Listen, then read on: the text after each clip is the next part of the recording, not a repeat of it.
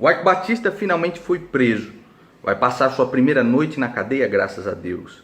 Agora, o que é irônico dessa situação toda é que a mesma imprensa que ajudou a construir o Ike Batista, que elevou ele ao mais alto pedestal, que construiu esse mito, agora se apressa para tirar a primeira pedra. É muito engraçado. O meu vídeo aqui vai ser muito curto, são só alguns minutos, mas no final eu vou colocar uma palestra do professor Olavo de Carvalho, que ele fez no Salão Nobre da OAB em São Paulo há muitos anos atrás, onde ele fala a respeito da nova ordem mundial e do metacapitalismo. Essa é uma palestra extensa. Você vai falar assim, não, uma palestra extensa eu não vou assistir isso aqui é muita coisa para eu assistir, não, meu, ali atrás de uma carninha muito louca. Depois você reclama, né, cara, que você perdeu o seu emprego, que você não sabe o que fazer com o seu dinheiro, que você está completamente fodido, que você não tem no cu que um priquito roa.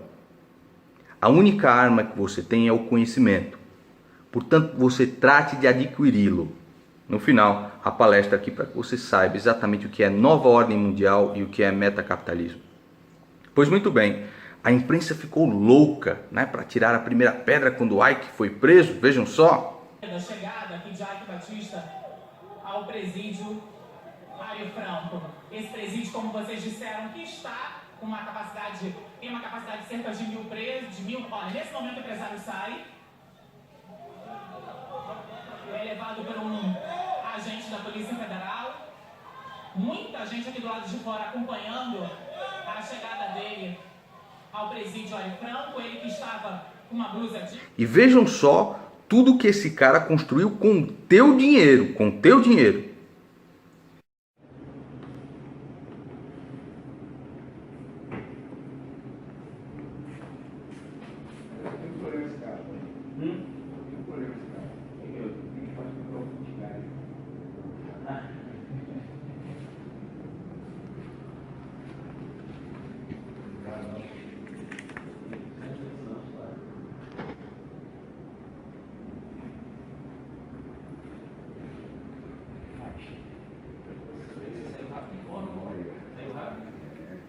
O Ike Batista é aquilo que o professor Olavo de Carvalho chamou de metacapitalista. O capitalista é aquele que tenta concorrer com o melhor produto, com o melhor preço, que faz que emprega as pessoas, que corre riscos. Esse é um capitalista. O metacapitalista é aquele que acredita que está acima do mercado. Aquele próprio mercado que ele participava, ele acredita que está acima dele. E ele precisa se fundir, se unir ao poder político ou poder militar para ter na mão dele, na mão deste metacapitalista, todo o monopólio das coisas. E foi exatamente o que aconteceu com Ike Batista. E o que acontece com o comunismo russo. Você sabe que depois da Glasnost, depois da Perestroika, apareceram ali na Rússia diversos bilionários. Nossa, mas como bilionários se a Rússia era comunista? Porque, seu idiota animal, o comunismo nunca funcionou como um modelo econômico. Ele é um modelo cultural que serve única e exclusivamente para fazer com que grupos seletos ascendam ao poder e esse poder seja hegemônico. E a hegemonia, ela é perpétua também na parte cultural. Não adianta tirar o PT do poder, sendo que eles continuam com toda a hegemonia cultural, né, dentro dos editoriais, dos jornais, dentro da televisão, em todos os lugares. Então não deixa de ser um cinismo muito grande ver a imprensa que ajudou a criar Ike Batista agora atacando a primeira pedra. Primeiro, ele é tão arraigado, tão fixado no governo, né, ele como metacapitalista, que ele sabia que essa operação iria pegar ele foi para os Estados Unidos. E tentava, claro, ir para a Alemanha, onde ele tinha lá o passaporte, para tentar escapar de vez. O que cagou tudo foi que ele soube que a Interpol pegaria ele de qualquer forma. Então ele falou, melhor eu ir para o Brasil, porque lá eu tenho as minhas redes, as minhas influências e tudo mais, e logo estarei fora da cadeia. Então, ele veio para cá para ter, apesar de não ter curso superior e ir para o presídio Ario Franco, agora que está lotado, mas aqui ele tem todas as ramificações que ainda continuam no Estado. E o metacapitalismo é justamente isso. É ele acima de todos os outros capitalistas, acima do mercado, para criar um poder dinástico, dinastia. E ele só consegue alcançar isso quando se funde ao poder militar ou político. Foi exatamente o que aconteceu com o Lula. E esse poder é tão hegemônico, vocês viram lá, o filho dele esmigalhou um cara andando de bicicleta com uma McLaren. Cadê? O que deu isso daí? E se dane. Ele, o Lula, o PT, o partido no qual esses metacapitalistas como a Odebrecht, como o próprio Eike Batista, vocês estão vendo agora, que eles entraram como parasitas, né, com o partido, porque o Partido Comunista ele sempre funciona com um capitalismo muito forte, um capitalismo parasitário que entra em simbiose junto com o governo para estar acima do mercado. Eles venderam um país de brincadeira. Essa OSX do Eike Batista era uma empresa absolutamente fictícia, de fantasia. Disseram que ia ser uma coisa mais maravilhosa do mundo. Tava lá o cara com 1 bilhão, 2 bilhões, 3 bilhões, 4 bilhões, 5 bilhões, 7 bilhões, o cara mais rico do mundo, um dos caras mais ricos do mundo. E de repente, essa empresa vira pó, se esfacela, não existia nada. O próprio país que o Lula vendeu é um país de mentira, um país de brincadeira. Vocês precisam ir no Brasil para vocês verem que maravilha que tá o Brasil. Tá uma maravilha, cara. Quando você vai ao supermercado, como é que é?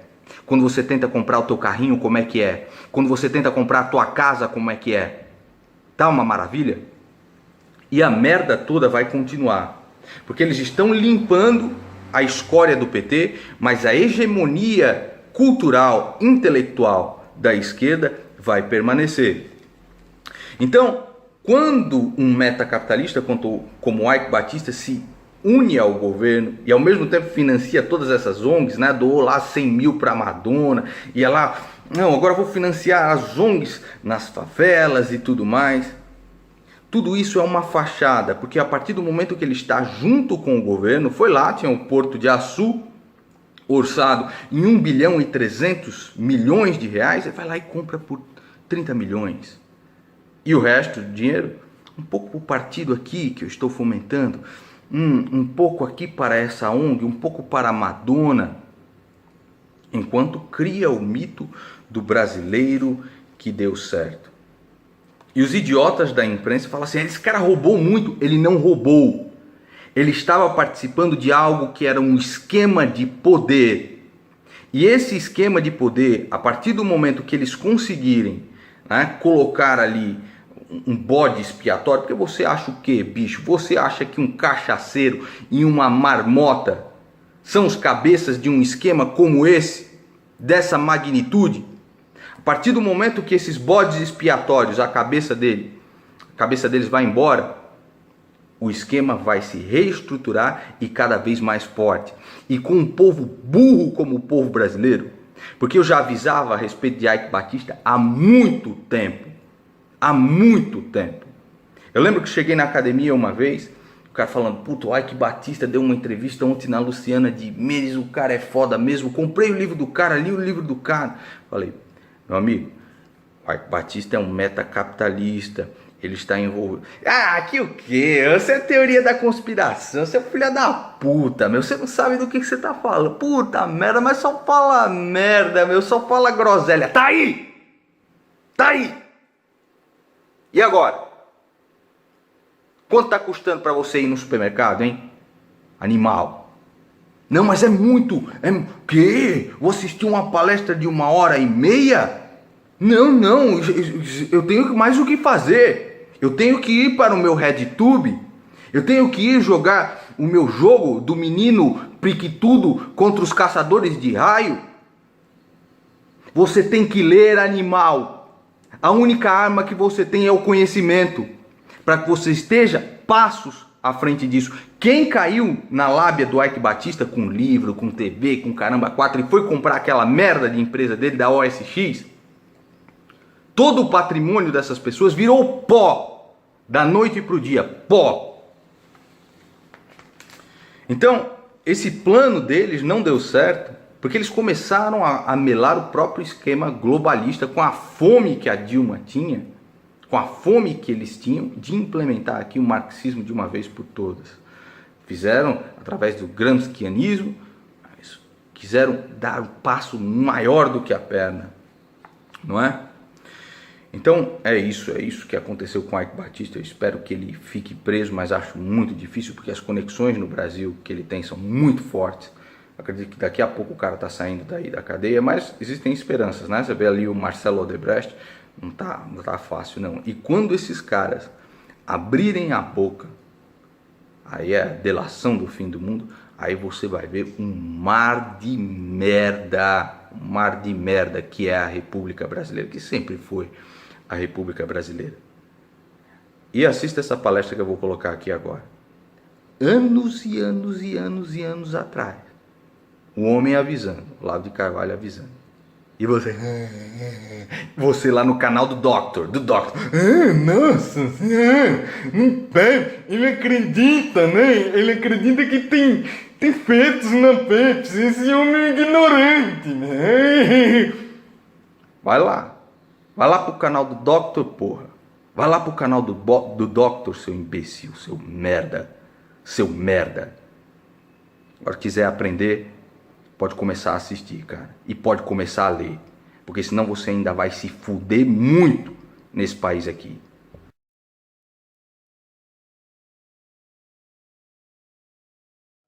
Depois é cedida para a videoteca da UAB, é transmitida também no interior. Enfim, tem uma dimensão muito grande as palavras de Vossa Excelência nesse nosso evento. Passo a palavra então, doutor Fernando Lobo Dessa. Bom dia a todos. Bom, fazer uma preleção sobre o professor Olavo de Carvalho é quase que uma redundância, porque os senhores devem acompanhar os seus artigos nos jornais. Ele, além de filósofo, escritor, é articulista do Globo, do Jornal da Tarde e da Zero Hora. O professor Olavo de Carvalho se destaca, além de ser um tratadista de Aristóteles, é um dos maiores filósofos da atualidade no Brasil. É um profundo conhecedor dos ensinamentos da filosofia clássica e combate com bastante argúcia e veemência a tendência de socialização do Estado e da supressão das garantias individuais. O professor Olavo defende com argumentos bastante argutos o liberalismo econômico e a liberdade de expressão, enfim, os direitos individuais clássicos. De modo que o professor Olavo é uma das maiores cabeças da atualidade na filosofia e no cenário filosófico brasileiro, que, portanto, dispensa maiores apresentações. Eu vou passar a palavra imediatamente a ele para que nós possamos beber das suas luzes. Então, professor Olavo, nós costumamos uma palestra de 30 a 40 minutos seguidos, debates, e encerramos por volta das 10 horas, se estiver bem. Obrigado. Então, bom dia a todos. Agradeço não somente o convite, mas as palavras gentis, não sei se exatas, mas gentis, ditas a meu respeito. Dito isto, entramos no assunto. O tema dessa palestra, ele é temível, sobretudo porque não é possível você expor a sua visão de um conjunto de fatos quando esse próprio conjunto é desconhecido. Entre o Brasil e a situação mundial existe um abismo de informação que já vai para 30 anos. Se nós acompanharmos os livros e os estudos que têm sido publicados, sobretudo nos Estados Unidos e na Inglaterra, a respeito, vamos dizer, da nova estrutura de poder mundial de 30 anos para cá, nós veremos que praticamente nada disto chegou ao Brasil. Nem mesmo uma obra escrita, por exemplo, pelo um filósofo belga que morou no Brasil durante 20 anos, que é o padre Michel Scoyans. Ele publicou um livro chamado La Face Cachée de l'ONU, A Face Oculta da ONU. O livro está publicado há mais de 10 anos, e mesmo sendo um homem conhecidíssimo no meio universitário brasileiro, o livro não saiu até hoje. Para aqueles que se interessarem, eu posso depois fornecer por e-mail, eu lhes dou o número do meu o endereço eletrônico, para lhes dar algumas indicações de livros com os quais nós podemos começar a tampar este buraco. Você vê que em todo o âmbito das ciências humanas, o documento escrito, ele corresponde exatamente àquilo que é, nas ciências da natureza, os dados sensíveis, a observação dos dados sensíveis. Isso quer dizer, aquilo que não deixa documento, não deixa registro escrito de maneira alguma, não é estudável, não é acessível à inteligência humana passado algum tempo. Só o que nos resta são os documentos escritos. Então, a condição inicial, a condição número 1, número 0, para qualquer debate a respeito, é que você tenha, vamos dizer, o total acesso aos documentos. A cada semana, eu fico mais impressionado de ver como acontecimentos absolutamente fundamentais, essenciais para a compreensão do estado de coisas no mundo, não chegam ao conhecimento do Brasil, nem pela mídia, nem mesmo pelo establishment universitário. Então, eu não sei realmente a que é devido isso, e também não interessa sondar as causas desta opinião, desta situação. Nós temos que aproveitar o nosso tempinho aqui para tentar preencher alguns pontos disso aí. Mas, se você observar a opinião, vamos dizer, a visão dominante na mídia e nas classes letradas brasileiras hoje, nós estamos acreditando piamente no tal do mundo unipolar.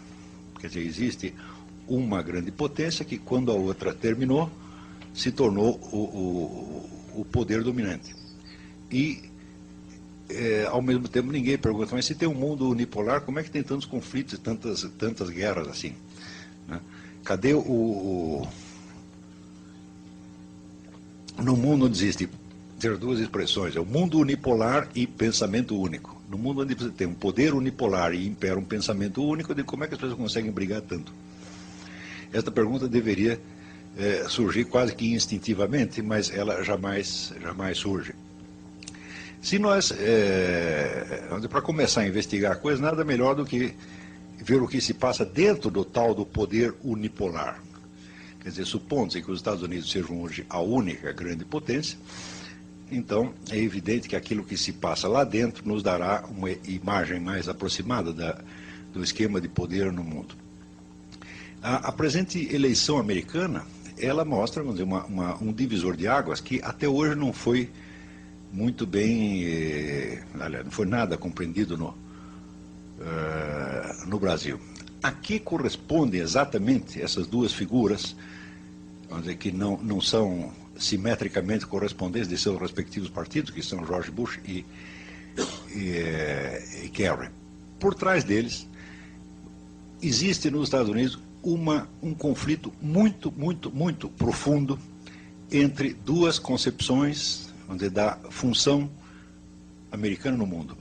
Quando nós lemos o nosso noticiário, nós temos a impressão de que a ala do Bush representa a ala imperialista que quer dominar o mundo e que o seu opositor, o John Kerry, é o indivíduo que pretende colocar um freio no imperialismo e deixar que as nações pequenas se autodefinam. Muito bem, só brasileiro acredita nisto. Não há ninguém no mundo que seja burro o suficiente para acreditar numa coisa desta. Por quê? Porque a sustentação do apoio a John Kerry e ao Bush, ela se define da seguinte maneira. Kerry está diretamente ligado, vamos dizer, a todas as grandes organizações que têm algo a ver com o poder global. Fundação Rockefeller, Fundação Ford, Fundação MacArthur, etc, etc. Aquilo tudo que nos Estados Unidos se chama o establishment. O establishment é, vamos dizer, um nome de um conjunto mais ou menos de 200 grandes empresas ou 300 grandes famílias que sempre estiveram, vamos dizer, mais ou menos no poder nos Estados Unidos, e da qual você pode captar algo do pensamento dessa turma através da revista Foreign Affairs, que é a revista do Conselho de Relações Exteriores, tá certo? Se vocês estudarem a história do establishment, ele é exatamente o contrário do que se pensa dele no Brasil. Tudo que no Brasil se imagina como establishment, o establishment seria o topo do capitalismo, né? O comando geral do imperialismo yankee, e seria o suprassumo da direita internacional. Quando você vai rastrear a história do establishment, você verá que, desde o começo do século XX, em todas as eleições americanas, eles sempre apoiaram o candidato de tendência mais estatizante e socialista. Sempre, sempre e sempre. Qualquer sujeito que chegue lá com história de liberalizar a economia, ou com valores conservadores clássicos, nunca foi apoiado, com exceção do Reagan. O Reagan foi o único que apoiaram o candidato de tendência mais estatizante e socialista. Sempre, sempre e sempre. Qualquer sujeito que chegue lá com história de liberalizar a economia, ou com valores conservadores clássicos, nunca foi apoiado, com exceção do Reagan. O Reagan foi o único sujeito que conseguiu, vamos dizer, furar esta barreira.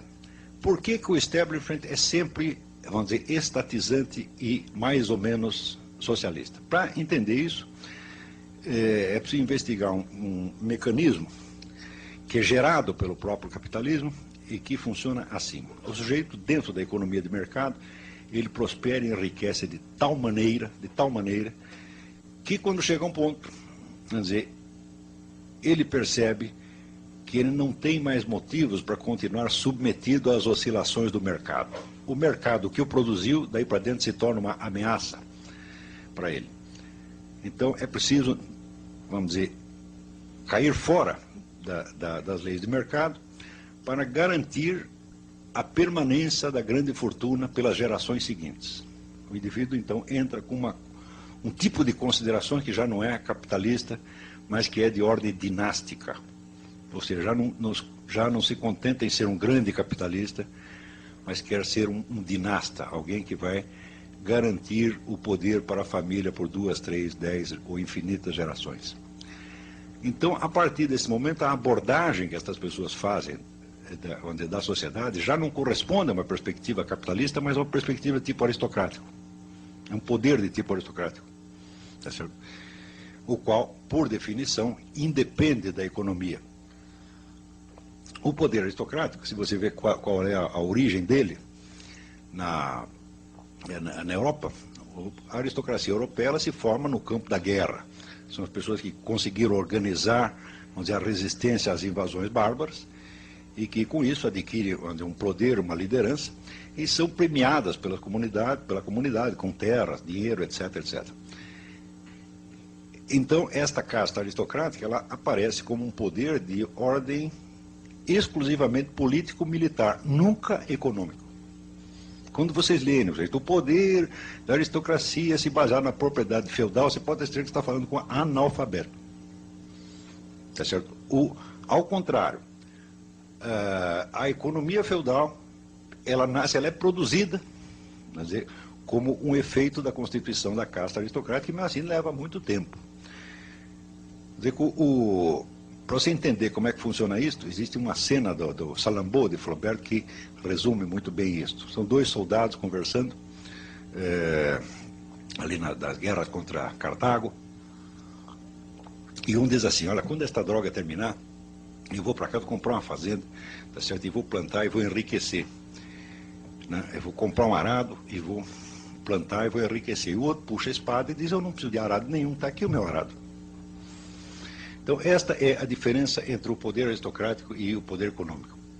Tá certo? O poder aristocrático ele se forma pelo seu, não pelo poder, vamos dizer, pela força do dinheiro, mas pelo poder de matar. É um poder essencialmente militar, que aos poucos, vamos dizer, se converte num poder político. Ele independe, tá certo, da economia pelo simples fato de que o pobre armado é sempre mais poderoso do que o rico desarmado. Tá certo? Com qualquer assalto de rua, você vê quem é que representa ali o poder econômico. É a vítima. Não é isso? Hoje em dia, o brasileiro é muito dinheirista, ele acredita só em dinheiro. Fala, olha, dinheiro funciona, mas tem uma coisa que funciona mais. Tá certo? Um 38 encostado na sua cabeça funciona enormemente mais. Então,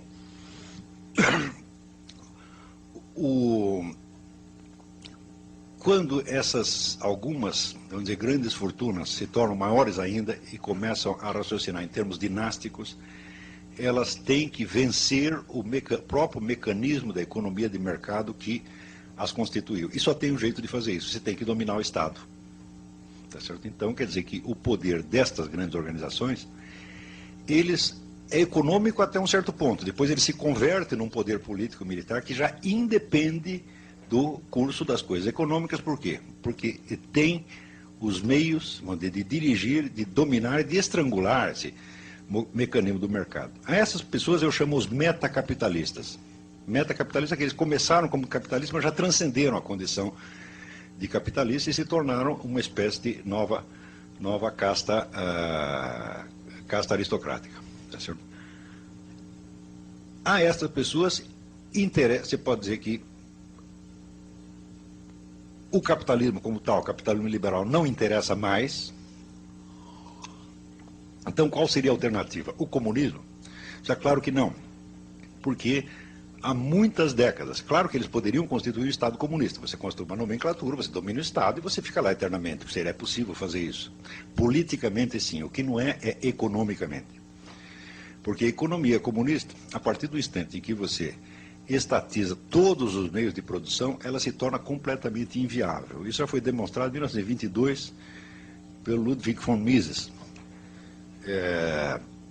quando ele diz o seguinte, ele diz, olha, o que é o comunismo? O comunismo é a economia planificada, tá certo? Para você fazer a economia planificada, você precisa fazer um negócio chamado cálculo de preço. Como é que você faz o cálculo de preço? Através do mercado. Se você abole a economia de mercado, não tem preço, portanto não tem cálculo de preço, portanto não tem economia planificada. Então, quem quer que tenha acreditado por 2 minutos em economia comunista, tá certo? Acredita no quadrado redondo.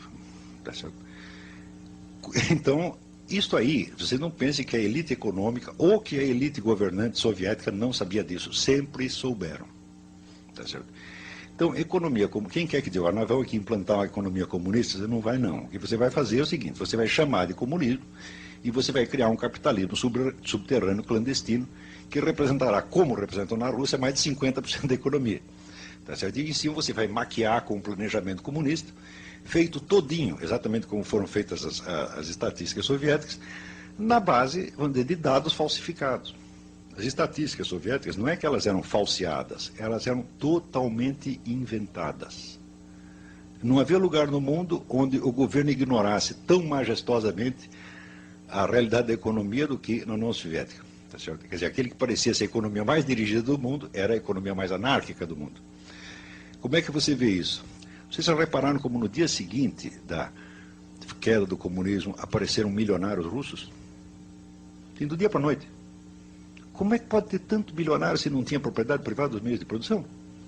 Resposta, tinha, sempre teve. Só oficialmente é que não tinha. A cúpula soviética, então, deixava que esse capitalismo subterrâneo, vamos dizer, se desenvolvesse, porque era isso que sustentava a economia. Então, isso quer dizer que a cúpula do movimento comunista no mundo já sabe disto há 70 anos. E a fórmula mais tarde adotada pela China, que é o regime chinês atual, quer dizer, nós temos uma estrutura de poder comunista em cima de uma economia mais ou menos capitalista. Esta é a grande fórmula para a neo-aristocracia. Está compreendendo? Nós temos os dois tipos de poder. Nós somos os donos dos grandes grupos econômicos e nós somos os donos do partido. É por isso que você verá esses fenômenos que tantas pessoas não conseguem entender.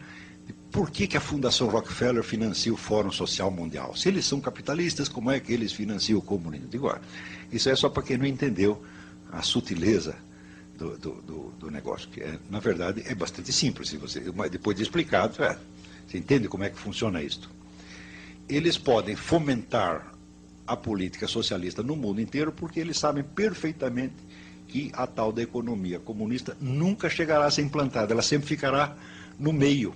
O socialismo meia bomba. E no socialismo meia bomba, quem ganha? Eles mesmos. Está entendendo?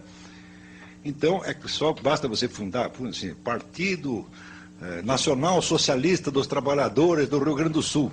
Né? Vai lá, pede dinheiro para a Fundação Rockefeller, eles vão te dar. Agora, se você disser, não, nós queremos aqui uma fundação de ideais conservadores, judaico-cristãos, etc. Não, esse não pode.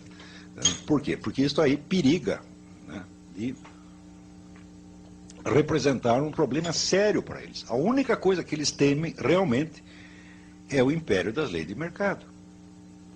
Eles querem o mercado, mas o mercado deles, evidentemente. Então, é o meio mercado. É meio mercado e meio socialismo. Eu digo, perfeito, esta é a síntese, este é o regime chinês. Está compreendendo? Então, se você estudar a história do establishment, tá certo?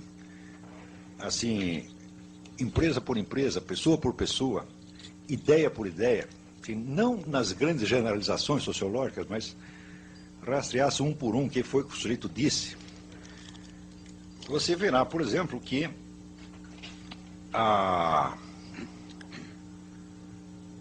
dali saiu, depois da guerra, a famosa política de contenção do comunismo. Já ouviram falar de George F. Kennan? Hein? George F. Kennan era um diplomata, filósofo americano, que inventou a estratégia de contenção do comunismo. Eu digo, olha, suponha o seguinte, que você está armado até os dentes, rico, tá certo? E você está sendo desafiado por um sujeito pobre e desarmado. Não é isso? Mas que quer acabar com você. Tá certo? O que você faz? Você dá um tiro nele ou você se limita a contê-lo? Esta era a situação no fim da Segunda Guerra. A União Soviética estava absolutamente devastada, a sua economia em frangalhos, o exército não existia mais, mas mesmo assim tinham aquela posição agressiva de se expandir e tomar o mundo. Daí chega o americano e diz, não, nós vamos fazer uma política de contenção. Hoje, a contenção é mostrada como se fosse, vamos dizer, uma decisão da extrema-direita, mais extremada. Imagina que coisa, tentaram conter o comunismo. Mas acontece que a alternativa que se discutia na época não era entre você conter o comunismo ou você deixar ele fazer o que quisesse. Era entre contê-lo e destruí-lo. E optaram pela contenção. Tá certo? Então, a contenção significa o seguinte, o comunismo é tremendamente útil para nós. Nós não podemos acabar com ele. Se acabar com ele, nós vamos ter que inventar outro movimento socialista para pregar a estatização da economia por toda parte. E como eles já estão fazendo isso, então deixa que façam, porque eles implantar o regime que eles estão dizendo, eles não vão fazer porque ele é economicamente inviável. Todas as vezes que eles tentarem fazer isso, eles vão se endividar, e para quem que eles vão pedir dinheiro? Para nós mesmos. Como sempre aconteceu, né? O regime comunista sempre sobreviver de ajuda ocidental, estatal ou privada. Então, não vale a pena acabar com o comunismo, é preciso contê-lo. Então, quer dizer, esta pequena consideração estratégica dessas grandes fortunas custaram aproximadamente, no mínimo 40 milhões de vidas humanas, que foi o que o comunismo matou depois disto. Então, as pessoas que tinham meios de liquidar com aquilo já depois da guerra, não liquidar, não deixa crescer, é bom para nós. Então, quando as pessoas imaginam que essa grande elite econômica é cínica, eu digo, você não sabe o que é cinismo, põe cinismo nisso, é muito mais do que você está pensando. É? Então,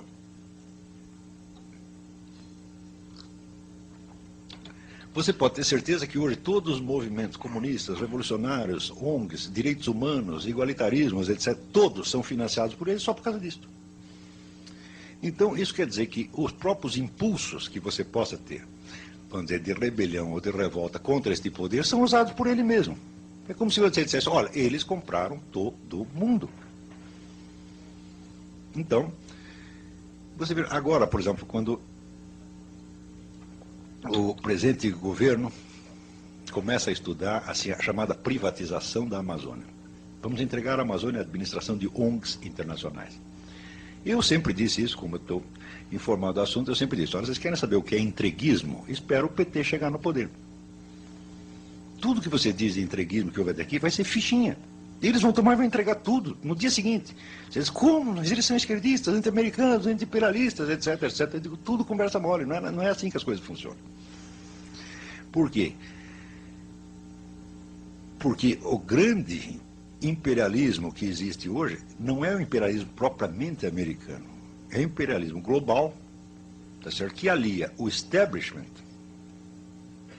americano a estes grandes movimentos esquerdistas, entre aspas, já que até hoje se deve usar até isso entre aspas, do mundo, aos grandes organismos internacionais e aos remanescentes do poder soviético. são todos parentes, todos trabalham juntos, e para você confirmar isso é só você perguntar quem paga quem financia quem. Existe um site na internet que chama Activist Cash, o dinheiro dos ativistas. É só você ver lá, você vai rastreando, olha, aqui saiu o dinheiro do fulano, banco tal, para a ONG tal, que repassou para não sei quem, blá, blá, blá. Aí você vai entender que existe, vamos dizer, é uma rede de sustentação do poder global que vai desde o establishment nova-iorquino, tá certo, até o MST. Quem pode resistir contra uma coisa dessa? Ninguém. Agora, quem está contra? Quem está contra são os conservadores americanos. Só que contra, peraí, também não tanto. Então, alguns estão contra e outros estão quase contra. Por quê?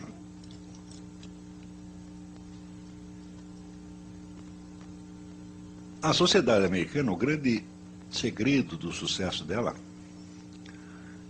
é o que está explicado no livro do Alexis de Tocqueville, A Democracia na América, onde eles, olha, eles aqui conseguiram fazer uma coisa extraordinária, que é uma síntese de economia liberal com moral tradicional judaico-cristã. Só lá tem isto, mais lugar nenhum.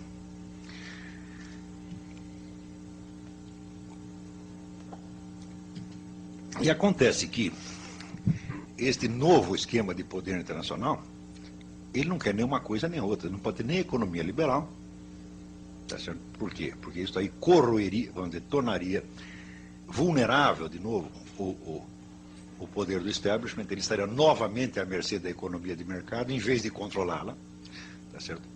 E também não pode ter a moral judaico-cristã, porque se você tem uma moral estabelecida de ordem tradicional, então o povo se comporta de acordo com aquela moral. E você, para dirigir o curso dos acontecimentos históricos, é preciso que você invente a moral. Para você mudar a conduta das pessoas, você tem que ter os meios de, em poucos anos, você trocar os valores morais delas, tá certo? De modo que elas aceitem aquilo que antes consideravam inaceitável. Então, quando você vai ver toda a grande revolução dos costumes morais que tem no mundo, é o movimento gay, é isso, é aquilo, da onde sai a grana? Dali mesmo. Não porque eles estejam muito interessados em gays, etc. Claro que não. O que importa não é o conteúdo destes movimentos. O conteúdo é só para contentar os militantes. O que importa é o efeito real, o efeito objetivo que essas coisas têm na sociedade. Se você tem ao mesmo tempo, vamos dizer, centenas de movimentos corroendo os princípios morais antigos e propondo novos, o que acontece? Vamos dizer, a própria aceleração da mudança, tá certo? Torna impossível as pessoas se adaptarem seriamente à nova situação. Então você acaba vivendo de simulação.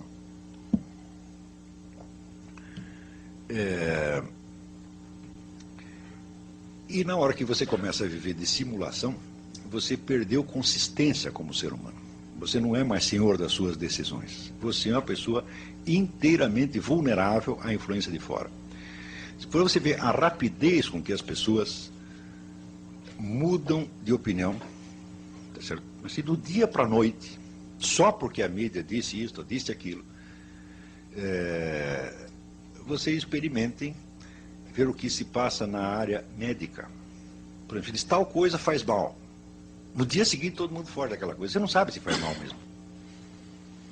Então, esta área, estas campanhas médicas que alertam contra isso ou aquilo, elas são, por exemplo, uma espécie de laboratório de controle social. Você pode dizer, hoje, o prazo que o establishment necessita para mudar as atitudes da humanidade inteira sobre o que quer que seja é de aproximadamente 3 meses. Tamanho, vamos dizer, o poder que isto concentrou nas mãos. E aquelas correntes, organizações que acreditam, que você acredita, que elas mesmas acreditam estar fazendo oposição a isso, acreditam que são os anti-imperialistas, são financiados pela mesma central, tá certo? Ora, nos Estados Unidos, um certo grupo de pessoas intelectuais conservadoras há 50 anos começou a perceber esta coisa e falou, peraí, nós não queremos isso. Nós queremos viver no antigo sistema americano. Nós queremos a moral judaico-cristã, queremos a liberdade individual, tampouco nos lixando para isso. Quanto à posição americana no mundo, nós nos contentamos em ser a nação mais rica, mais poderosa, mais culta, etc, etc. Nós não queremos inventar não queremos ter que administrar o mundo inteiro. Tá certo? A loucura atual é tamanha que é este pessoal que aparece na mídia como se fossem os imperialistas que querem dominar o mundo. E outro, justamente a Fundação Ford, Rockefeller, etc, etc, por trás de Kerry, aparece como se fossem os anti-imperialistas. Né? Eu digo, bom, no mundo, hoje em dia está um pouco difícil enganar as pessoas a esse ponto. Nos Estados Unidos não conseguem enganar, mas aqui enganam a todos por causa da falta total de informação circulante. Tá certo? A bibliografia existente sobre isso é tão grande, que eu não consigo sequer completar a lista de livros. Vamos dizer, eu comprei e li uns 200, que ninguém leu aqui, ninguém nem sabe o que é isso, ninguém sabe do que eu estou falando. Tá certo? As pessoas pegam a pessoa mais culta do país, elas não sabem. Por quê? A informação circulante depende apenas de dois meios: mídia, os jornais, televisão e o movimento editorial. E quando você vai ver as pessoas que mandam em mídia e movimento editorial, que não são os respectivos donos, porque hoje uma redação de jornal tem uma autonomia extraordinária, são todas pessoas que, de um modo ou de outro, estão ligadas a esses mesmos movimentos, né, que, por serem anti-americanos, acreditam que são anti-imperialistas. Então eu digo, olha, houve uma conspiração geral das ilusões. Eu engano você, você me engana, né, eu conto uma história da carochinha para você, você conta uma para mim, e nós todos estamos contentes. Resultado, ninguém busca uma informação fora do que está circulando há 30 anos. Tá certo? Não é proibido buscá-la. Você pode perfeitamente, né, importar os livros, observar o site da internet, mas acontece que, pela média, ninguém se lembra de fazer isso. Quando você começa a fazer isso, você descobre que as coisas não eram exatamente do jeito que você imaginava, você fica muito confuso, porque você estava imaginando, vamos dizer, qual é a visão antiga. Existe aqui o imperialismo, o capitalismo, que está aliado a, vamos dizer, imperialismo, que está aliado a valores conservadores, etc, etc, e por outro lado existe, vamos dizer, o socialismo, que está aliado ao nacionalismo, ao anti-imperialismo, etc, etc. De repente, toda a sua cabeça fica bagunçada. Quando você percebe que os estereótipos que você está usando não correspondem à distribuição real dos papéis dos agentes efetivos. Quando você vê que, veja só esse dado, por exemplo, eu lembro quando teve o Fórum Social Mundial, eu estava em Porto Alegre, né? E eu tinha ido dar um curso lá e me botaram num hotel de 5 estrelas. Tá certo? E de repente o hotel de 5 estrelas estava cheio de pés rapados. Tem um monte de carne, MST, sem terra. Quer dizer, vocês sem terra num hotel de 5 estrelas. Eu digo, como é possível uma coisa dessa? Eu, do meu bolso, não poderia pagar esse hotel. Eu só estou aqui porque me chamaram por um dia para dar uma conferência. Como é que eles conseguiram? Quem pagou isso? Quando você vai ver da onde sai a grana, é Fundação Ford, Fundação Rockefeller, etc, etc. Fala, pera um pouquinho. Uma das boas maneiras de você saber qual é o sentido do que o sujeito está fazendo é saber de onde vem o dinheiro dele. Não é isso? Porque ninguém vai pagar para você fazer o contrário do que ele quer. Isso aí, você pagaria? Não é isso? Então,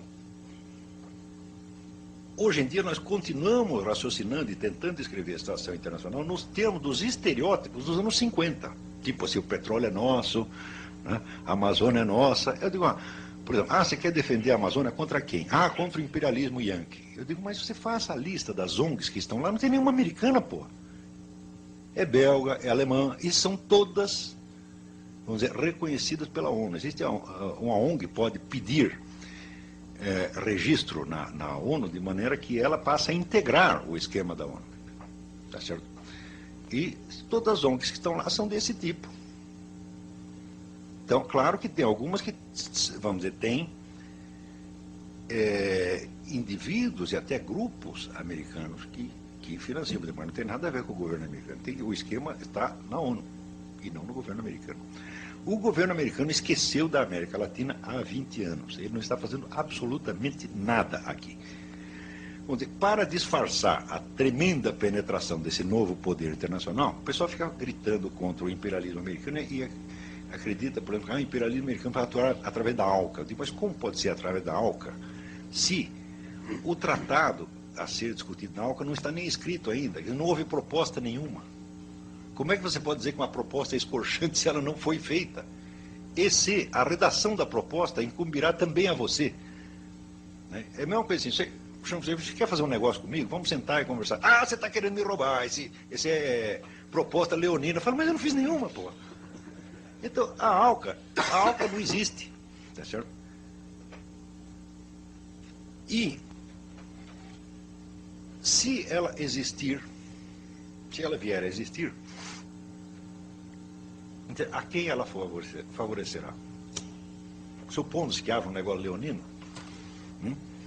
a estes mesmos grupos, estes mesmos que subsidiam o MST, etc. É sempre a mesma coisa.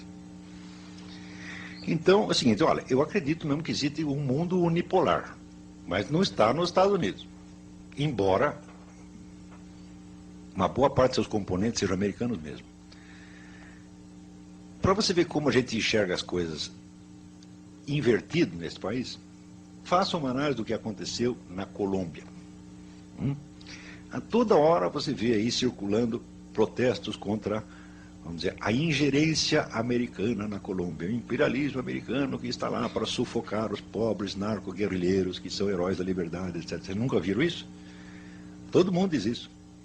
O Plano Colômbia, uma ingerência imperialista. Como é que funcionou o Plano Colômbia?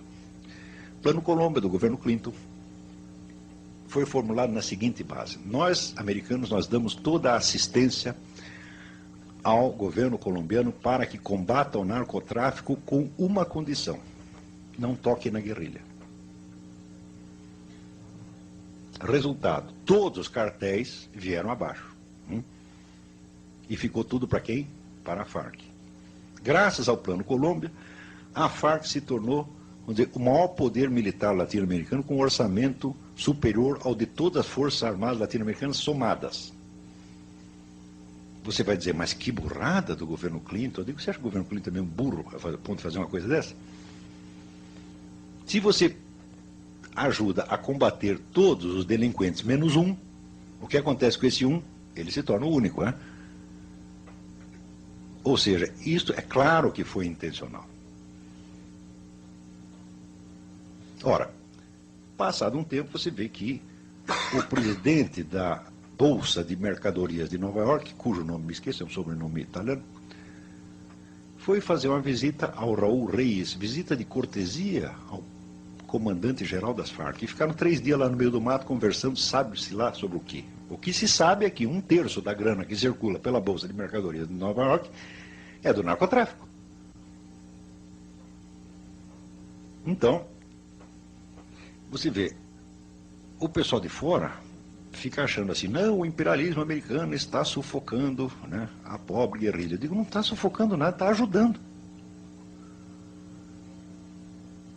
Mas, vamos dizer, os estereótipos de que existe aqui o nacionalismo de esquerda contra o imperialismo americano ainda continua na cabeça de todo mundo. Ou seja, nós somos como um ator que, assim, que, olha, se o sujeito aqui está representando o Hamlet, você foi um baita sucesso no Hamlet, aí acaba a temporada do Hamlet e chamam você para representar o Otelo. Tá certo? E você chega lá no Otelo e continua, ser ou não ser, essa questão, etc. Você está a peça anterior está completamente deslocado da nova situação. Eu não digo que entenda perfeitamente a nova situação, não, também não entendo. Isso aí é muito complexo, é muito abrangente demais. Isso não é coisa para uma cabeça humana, isso é coisa para alguns milhares de cabeças humanas tentando pensar, tá certo? E, infelizmente, eu só tenho a minha. E pode ter certeza que ninguém está me ajudando a entender isso. Ao contrário, ninguém parece que quer entender. Na mídia, pelo menos, não querem. Quando você levanta essas perguntas, dá aquele mal-estar, aquela coisa assim, e todo mundo varre a poeira para baixo do tapete. Ou então inventa, não, você está falando isso porque você é um direitista extremado. Eu não sei se eu sou direitista extremado, não sei, estou querendo saber. Está entendendo? Para mim, as pessoas se definem por direita e esquerda, não pela análise que elas fazem da situação, mas pelo tipo de proposta que elas oferecem para um regime, não é assim? Eu nunca ofereci proposta nenhuma. Se perguntar qual é o melhor regime para o Brasil, eu falo, eu não sei. Eu não tenho capacidade para inventar isso, não. Eu me limito a tentar investigar o que está acontecendo aqui. Então, quando o que está acontecendo é descrito em termos, vamos dizer, que desfavorece uma certa corrente que quer o poder, bom, ela vai dizer que você faz parte do inimigo. E como no Brasil ninguém pensa com a própria cabeça, quer dizer, cada um só repete o discurso que o partido mandou dizer, ou que o grupo mandou dizer, eles acham que eu estou fazendo a mesma coisa. Eu não pertenço a partido nenhum, organização nenhuma, igrejinha nenhuma, sociedade secreta nenhuma, tá entendendo? Eu mal pertenço à minha família, tá entendendo? Tá compreendendo? Não, porque eu passo 80% do tempo fora de casa. Quando eu chego lá, os caras não me conhecem mais, tá entendendo? Então eu falo, olha, a única sociedade que eu estou ligado é aquilo ali, você está entendendo? Mesmo assim é uma participação muito tênue, né? A minha... eu chego lá... eu estou entendendo, eu acho que eu estou mais ou menos... Mas se eu disser, vamos dizer que eu estou maluco. Porque ninguém... Ninguém tem mais a certeza de que você é um louco idiota do que o sujeito que ignora tudo sobre o assunto do qual você está falando. Não é isso? Quanto mais ignorante, tá certo? Mais ele vai estranhar o que você está dizendo. E daí o que você está dizendo vai parecer muito esquisito, então evidentemente o louco é você. Então isso quer dizer que no Brasil, na situação presente, a única força infalível, tá certo, em favor de um argumento é a total ignorância do assunto. Quanto mais ignorante, mais autoridade você vai ter. Tá certo? Por quê? Como o assunto é totalmente desconhecido por todo mundo, quem quer que tenha estudado o assunto dirá coisas esquisitas. Não é isso? Vamos dizer, para o caipira tudo é esquisito. Não é isso? Ele chega lá numa cidadezinha no interior, tudo que você falar da cidade grande, para ele vai parecer esquisito. Então, aqui nós estamos mais ou menos nessa situação. A quantidade de informações que estão faltantes para a gente poder entender, para poder mapear a situação da nova ordem mundial, é enorme, é inabarcável. E eu mesmo comecei muito tarde. Eu comecei a colecionar livros sobre isso, vai fazer o quê? Uns 8 ou 10 anos? Eu devia ter começado 20 anos antes. Quer dizer, quando eu vejo vamos dizer, a profundidade, a seriedade das discussões que tem nos Estados Unidos, quer dizer, a consciência que as pessoas têm da complexidade da situação e dos perigos da situação lá há mais de 20 ou 30 anos, e eu vejo, eu estou chegando agora, o pau está comendo aí, e no Brasil todo mundo está pensando que a briga é outra. Né? Então, a sensação de estar realmente, sabe, num hospício é muito grande. Eu tenho essa sensação o tempo todo. Eu lembro do filme O Dr. Mabuse, do Fritz Lang. O Dr. Mabuse era um jogador trapaceiro que tomava dinheiro, hipnotizava o adversário e tomava toda a grana dele. Daí prendem o cara, né? Prendem e o juiz chega à conclusão de que ele não é bom da cabeça e manda ele para que ele não é só um criminoso, ele tem algo errado na cabeça dele, manda ele para o hospício. Então o que ele faz? Ele ajunta os loucos e monta uma revolução e os loucos tomam o poder. Entendeu? Eu digo, mas isso está acontecendo aqui. Nós conseguimos fazer um país que está totalmente fora da realidade universal. Aqui, por exemplo, a gente fala de Estados Unidos o dia inteiro. Os americanos não sabem nada do que está acontecendo lá. Nada. Nós chegamos ao ponto de imaginar o contrário. Quer dizer, o Bush passa a representar a nova ordem mundial e o Kerry, né, é o sujeito, vamos dizer, ele é inimigo da nova ordem mundial. Não é possível você pensar uma coisa dessa. O que existe é o seguinte, o Kerry é 100% homem do establishment, como Bill Clinton também era. É o homem do metacapitalismo, é o homem do socialismo meia-bomba, que é o socialismo dos ricos, que é o único socialismo que existe. Tá certo? E o Bush é mais ou menos, meio a meio. Tá entendendo? Por quê? Quando você vai ver, bom, tem algumas coisas em que a política dele é contrária a isso, mas em outras cede em 100%. Isso quer dizer que hoje você tem uma luta desigual entre nova ordem mundial e uma oposição parcial em alguns lugares. Você tá entendendo? Nos Estados Unidos, essa oposição é representada pelo Bush, representada muito mal, porque ele, assim, ele é meio humorista, então no cravo ou na ferradura. Por exemplo, você vê que a dissolução das soberanias nacionais faz parte deste programa da nova ordem mundial 100%. Isto é item fundamental. Como é que você faz para destruir as soberanias nacionais? Eu digo, é simples.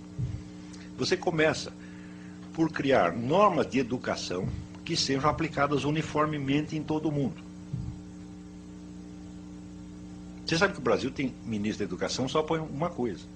Vai até a sede da ONU, perguntar lá, como é a receita, mestre? Pega lá, vem aqui e repassa, já adota isso aqui. E foi o que fez o Paulo Renato. O serviço dele consistiu nisto, tá certo? E é assim no mundo inteiro. Se você for na Zâmbia, os parâmetros educacionais são os mesmos. E os parâmetros educacionais vêm com toda aquela conversa mole, politicamente correta, coitadinhos dos gays, coitadinhos das minorias, coitadinhos não sei o quê. E você pensa que você aderindo a isso, você está indo contra o imperialismo e a nova ordem mundial, mas é ele que está pagando para você dizer isto, pô. Todas estas questões, gay, minoria e tal, são objetivamente irrelevantes. Todas elas. Só interessa a função que desempenha no conjunto. Você quer ser a favor de gay? Seja. Você quer ser a favor, você quer ser contra? Seja. Isto não influi nem contribui, como dizia o Paulo Francis. Entendeu? Isso não fede nem cheira. O que importa é que tem que ter, entre aspas, movimentos sociais. Um montão de movimento social. Quanto mais movimento social tem, você cria, assim, por exemplo, conexões, redes internacionais. Você cria aqui, sei lá, a associação dos... em prol das crianças carentes de cor verde com bolinhas. Então, imediatamente aquilo será integrado na rede internacional criada pela ONU, vai circular verba para este movimento, tá certo? E você criará lealdades internacionais que são muito mais profundas do que qualquer lealdade nacional. Qualquer pessoa ligada a qualquer movimento social no mundo, ela está mais, vamos dizer, o vínculo político dela é muito mais com a rede internacional do que com o seu país. Então, imediatamente, acabam as soberanias. Você não precisa acabar com elas no papel. Porque, veja, a grande mudança social, cultural e política que está sendo implantada no mundo, ela não é uma obra de improviso. As pessoas ficaram 100 anos pensando isto. Quando surgiu o primeiro plano de nova ordem mundial? Surge em 1650 com um sujeito chamado João Amos Comênios. Um educador, nascido, parece, na Morávia. Quando você vê o plano do Comênios e você vê a estrutura da ONU, eu digo, mas é o plano do Comênios, igualzinho. Isto veio sendo discutido em elites intelectuais e financeiras e políticas no mundo durante todo este tempo. Entendeu? A bibliografia existente em torno é absolutamente inabarcável. Se você disser, olha, eu quero fazer uma história das ideias de nova ordem mundial, você vai dedicar a sua vida e não vai terminar. Por volta no fim do século XIX, um sujeito chamado Cecil Rhodes, que era um milionário inglês, fundador da Rodésia, ele criou um sistema de bolsas de estudo para criar uma elite intelectual mundial capaz de discutir essas coisas e, eventualmente, chegar a uma nova ordem mundial. Então, se trata de uma conspiração, como as pessoas dizem. Não, tudo isso é público. Tá certo? Se torna um pouco misterioso para o cidadão comum por um motivo muito simples. São ações de tão longo prazo que ultrapassam o prazo de vida das pessoas. São planos feitos para 100, 200 ou 300 anos depois. E isso, na cabeça do cidadão comum, é invisível. Como é invisível, ele vai dizer que é uma conspiração. Então, mas neste mesmo momento, enquanto nós estamos discutindo e conversando sobre isso aqui, você pode ter certeza que tem umas 100 ou 200, tá certo, comissões da ONU, think tanks, elites universitárias, etc., etc., discutindo novas modificações políticas, culturais, etc., que resultarão na mundialização do poder. Eles fazem isso dia e noite. Praticamente não se faz outra coisa no mundo senão fomentar a tal da nova ordem mundial, seja sob o aspecto de servi-la diretamente, seja sob o aspecto de você criar uma pseudo-oposição que já está financiada e controlada por ela. Estão compreendendo? Qual é a nossa posição no meio disso? A resposta é simples. Nós não somos nada, nós não mandamos absolutamente nada e nós sequer sabemos o que está acontecendo. Nós somos o marido traído, o último a saber. Tá certo? Então, o que é para fazer? Como é que vamos orientar a nossa política? Não dá para orientar a política. Primeiro, você teria que tentar saber o que está acontecendo. A minha sugestão é essa. Vamos começar a estudar o problema. Vamos nos informar e vamos saber. Tá certo? Vamos tentar nos atualizar com as melhores discussões que tem a respeito. Tá certo? Claro que circula muita bobagem contra a nova ordem mundial também, porque tem pessoa que fica assustada, fica traumatizada, fica um horror, tá certo? Então, daí cria uma literatura de tipo teoria da conspiração. É claro que a palavra conspiração, a própria ideia de conspiração é de uma imbecilidade fantástica. Ninguém faz uma conspiração para vencer depois de morto, faz? A conspiração é um empreendimento político determinado para o sujeito alcançar um resultado concreto. Uma coisa que atravessa 100, 200 anos, fala, não tem conspiração nenhuma, que você tem é uma continuidade de uma ação histórica, tá certo? Que na quase totalidade dos casos não tem absolutamente nada de secreto, mas que às vezes ultrapassa um pouco a imaginação das pessoas. Do cidadão comum. Mas nós não somos cidadão comum. Nós somos gente de estudo, nós somos uma elite universitária, tá certo? Nós somos gente letrada, nós temos outras obrigações. O cidadão comum, o homem que está aí varrendo a rua, ele não tem obrigação nenhuma de entender isso e nem de tentar entender, mas nós temos. Você quer me ver ficar bravo? É chegar um sujeito para você com um diploma universitário, às vezes professor universitário, dá um palpite sobre um assunto que ele não entende absolutamente. E daí você sugere 2 ou 3 livros para eles. Olha, você para entender esse assunto, você precisa ler esses livros. E daí o sujeito protesta, diz, não, você vem com pedantismo para cima de mim. Diz que se você acha que você se informar sobre o assunto é pedantismo. Agora, me responda o seguinte, se você não tem interesse pelo assunto suficiente para você ler alguns livros, por que eu devo ter interesse ao ponto de ouvir a sua opinião? Por que eu vou me interessar por um assunto que não interessa àquele que está falando dele? Não, é um absurdo total. Não é isso? Ademais, vamos dizer, os livros, em assuntos das ciências humanas, os livros não são, vamos dizer, um pedantismo, uma erudição que você colocou em cima. Eles são o documento. Eles são a matéria-prima da discussão. Documento escrito é tudo, é 100%, é tudo o que nós temos. Como é que um juiz vai julgar um processo? Ele vai se transportar, vamos dizer, telepaticamente e retroagir, tipo Exterminador do Futuro, retroage ao passado para ele lá, né, assistir o crime. Então ele não pode fazer nada disso, ele depende de um negócio que chama os autos. O que é os autos? Papel. Papel escrito. Tudo nas ciências humanas é assim, porra. Então eu digo, olha, o material para nós discutirmos o assunto são tais livros, tais trabalhos publicados Tem 3 coisas. Você tem livros, você tem trabalhos publicados na revista científica e você tem documentos originais. Você tem que ter tudo isso na mão. A hora que você juntou o conjunto da documentação, bom, então eu dominei as informações básicas. Agora vamos começar a pensar em cima. Tá certo? Mas o sujeito já está pensando sem nada disso. Daí você quer dar os documentos, não quero. Você já pensou, o juiz que já jogou o processo, daí você chega com os autos, só que excelência. Não quero. Isso é pedantismo. Eu juro para você que eu até hoje não participei de uma discussão pública em que não tivesse alguém dizendo isso, ou todos. Já assim, já tem pessoa que chegou a romper relações comigo por causa disso. Eu disse, olha, meu filho, a bibliografia básica, a informação básica sobre esse assunto que eu estou falando, são tais livros. Eles consistem em matéria-prima. Você lê isso, você se informa, e daí você cria a sua opinião, e daí vamos discutir. Mas por enquanto não, nem começou. está entendendo? Daí a pessoa recusa. Não, isso é pedantismo, você quer me impor, você quer bancar a autoridade. Eu não estou entendendo o que você está querendo dizer. Para mim, você, prepotência, autoridade, é o contrário. Você não precisa dos documentos, você já jogou. Né? Eu tenho apenas um cérebro humano. Eu, para entender alguma coisa, o negócio, eu primeiro preciso me informar, dá um trabalho miserável. Em grande parte dos casos eu não entendo coisa nenhuma do que estou estudando. Leva anos para você entender alguma coisa. Mas você não, meu filho, você, assim, você já sacou tudo, já sabe, tá certo?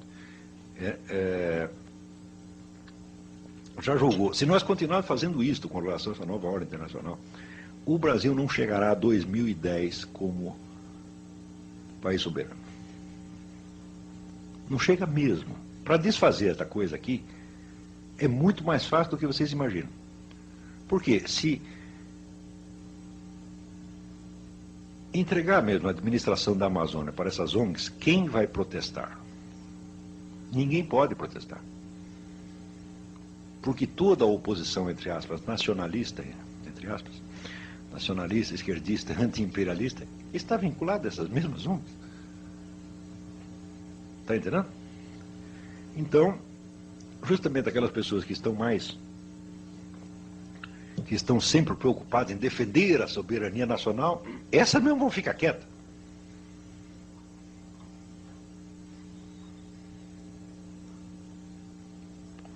Então, houve um longo trabalho, vamos dizer, de você desarmar a inteligência brasileira, porque ela realmente não entende as coisas.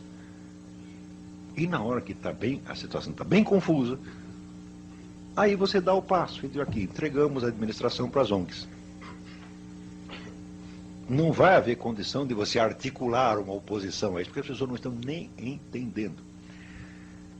Como é que nós vamos fazer oposição se eles estão entregando para os índios, se a gente estava lutando em favor dos índios? Então, que é comprometer a pessoa, está todo mundo com o rabo preso numa coisa ou na outra. Não com o rabo preso financeiramente, por corrupção, não, mas pela concepção e pelos valores que tem defendido.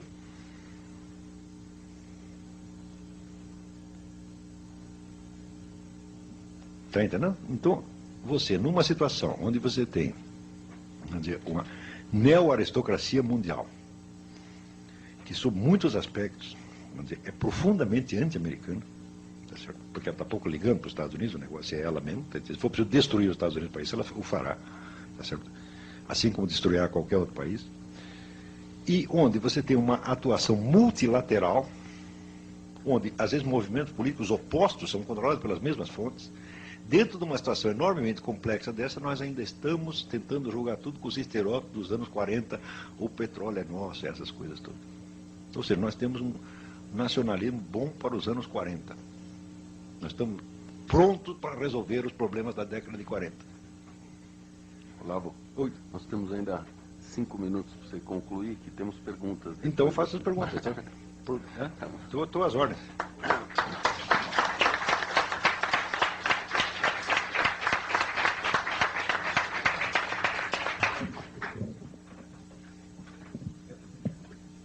Agradecemos a brilhante exposição do professor Olavo de Carvalho, que nos demonstrou muito o sentido do que é filosofar, né? O que esquecer, do que é o perguntar o núcleo, procurar identificar o problema, sem talvez conseguir ter a percepção da solução. E talvez somente nenhum de nós o possa ter e possa abarcar, enfim, todas essas modificações na estrutura mundial. Modificações essas que Vossa Excelência também demonstrou que não são modificações, quer dizer, no fundo, nós trabalhamos sempre também com o sentido egoístico do ser humano, e se o ser humano detém o poder, seja o poder das armas, seja o poder do dinheiro, ou se nós unimos o poder da arma e do dinheiro, é evidente que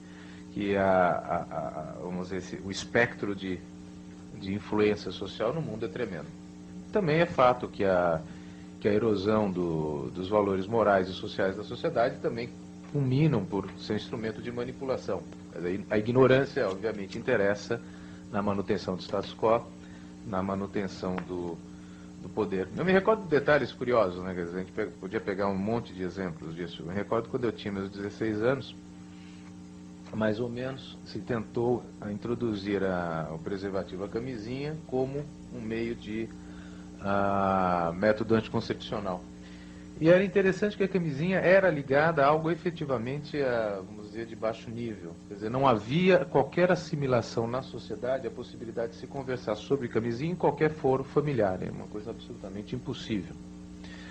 E uma grande indústria farmacêutica fez um reclame, uma propaganda, que eles mostravam uma moça, uma metáfora mostrando uma moça vestindo uma meia, dizendo que a preservativa era algo muito bonito e nunca pegou. Aquilo era algo que nem era objeto de debate, porque era uma coisa grosseira, era ligada com prostituição, com bordéis, enfim. Não era assimilável em qualquer debate social. Passados os anos, a tal de AIDS introduziu a camisinha não apenas como um instrumento de consumo e de comentário generalizado, como também até de políticas públicas, né? Quer dizer, dos estados comprando e distribuindo preservativo, embora hoje saiba-se, por exemplo, que se vê a camisinha como um fator de propagação da AIDS e de doenças e não como de preservação, porque de um lado ela até traz uma liberalização nos controles sociais e morais do indivíduo, como a própria AIDS, isso é um problema africano, até um site do governo americano, do Serviço de Saúde norte-americano, quem for no site vai ver governo norte-americano dizendo, olha, gente, tome muito cuidado, que a camisinha não protege de maneira eficaz contra a AIDS. Uma série de razões, entre elas que o vírus da AIDS é centenas de vezes menor que o espermatozoide, enfim. Então, quem acha que a camisinha protegeria de alguma coisa está rigorosamente equivocado. Mas esses fatos que Vossa Excelência levantou, quer dizer, mostrando os motivos egoísticos, são, de fato, evidentes, mas também Aristóteles colocava a própria ignorância como um fator de escravização natural, né? Quer dizer, o ignorante é um escravo da sua própria natureza. Então, de um lado, nós temos que ter um movimento de esclarecimento. De outro lado, nós precisamos ver que a sociedade não consegue, numa dinâmica muito eficiente, dar esse esclarecimento generalizado. Então, Vossa Excelência debate para as elites se formando, podem ficar esclarecidas e auxiliar em movimentos de mudança. Mas, a parte disso, nós temos uma grande massa populacional que demandam serviços sociais, demandam educação, saúde, saneamento, assim por diante. Só dentro do contexto desenhado é que me parece que, não quero chamar isso de uma visão maniqueísta sua entre bons e maus, mas onde são os idealistas? Quer dizer, mesmo nos grandes grupos não há um idealismo, claro, são todos não, manipulados. claro que é, mas claro que há. Enfim, mas só para entender. Então, essa é só uma colocação que eu coloco para a provocação, e que talvez o que pudéssemos fazer é passar, talvez, breves questões, se o senhor preferisse, talvez, anotar e responderia todas na sequência, se estiver bem. Tá bom. Tá bom? Um Agostinho, por gentileza. Depois, quem quiser, por favor, já me fale. Apenas também, colocação breve de duas perguntas. Eu estava me lembrando, Antônio Carlos, e ao ouvi-lo primeiro, Antônio Carlos depois, lembrando de alguma coisa que dizia, escreveu Pontes de Miranda. Pior que a ignorância são os males da meia ciência. O grande problema que nós temos é que alguém lê uma manchete e já acha que conhece todo o assunto. Mas eu tinha duas perguntas a fazer e rapidamente. Eu sou um daqueles pedantes que lê livro. Que coisa de acordo com a sua classificação. E ainda confessa. E ainda confesso. E outro dia, veja, não, e é questão de pedantismo mesmo, porque a gente como advogado, com mais experiência e tudo mais, eu recebo livros de presente, por incrível que pareça. Outro dia quem me deu de presente foi um desembargador, me dando os livros que o pai dele tinha, ele ia jogar fora, e o pai dele, que era advogado também, me deu, então, uma série de livros. E é interessante, porque livro realmente serve para duas coisas, né? Uma é calço de mesa, outra é para vender a peso, porque realmente é o que acontece hoje no Brasil. Mas ele me deu esses livros, e um deles que eu peguei era um livro de Benjamin Constant, não brasileiro, de 1829, falando sobre o poder mundial, e se detendo ali, na França, na Rússia, na Inglaterra, com certeza, falando dos Estados Unidos, que em 1829 ele já previa quem seria os Estados Unidos, e falando do Brasil alguma coisa que eu achei interessante, dizendo que é o seguinte, que o Brasil era um gigante que tinha o corpo na América e a cabeça na Europa. A minha pergunta hoje, primeira pergunta é essa: onde está a cabeça do Brasil hoje? Se é que tem. Se é que tem. Primeira pergunta. A segunda é o seguinte: Nós temos hoje uma tendência mundial à formação dos blocos regionais. A discussão que se faz em termos de direito internacional normalmente é o seguinte: quando se forma um bloco regional, tipo União Europeia, tipo NAFTA, Mercosul, existe uma transferência de soberania, ou seja, perda de soberania do país, ou uma delegação de soberania, como querem outros. E eu fiquei muito interessado, pois mencionou justamente essa questão da perda da soberania, que me parece que aí realmente é que existe, reside todo o busilis da questão. Realmente, existe uma perda, o movimento é de perda de soberania e está sendo indicado, então, seria orientação desse establishment ou não. Basicamente, são apenas duas questões para lhe criar problemas. Não, perfeito, perfeito. Primeiro, respondendo aqui, ó, mais uma? Mas eu não vou conseguir lembrar. Professor Olavo, num primeiro momento, fixou a premissa de Alex Tocqueville, que realmente é primorosa, no sentido de síntese, de que a sociedade americana estava fundada naquela prosperidade constatada por Alex de Tocqueville, na moral judaico-cristã. Considerando que a religião judaica, a religião cristã, ainda persistem no mundo e com uma certa força, como está esta moral judaica e cristã diante dessa manipulação denunciada pelo professor? Anselmo. Não, peraí, mas se acumular mais perguntas eu vou ficar maluco. Mas eu estou anotando. Faz mais. Eu anotei para o senhor. Porque tem um ditado árabe que diz: só um perfeito idiota se propõe a responder todas as perguntas. Não, eu só responder alguma. Eu poria o Anselmo, tem mais alguém para formular? Você é a Paula. Então, Anselmo, por favor. E Paula. Acho que a gente está sem microfone, Anselmo, então se você puder ser breve e alto. Ambos são estudantes de Direito.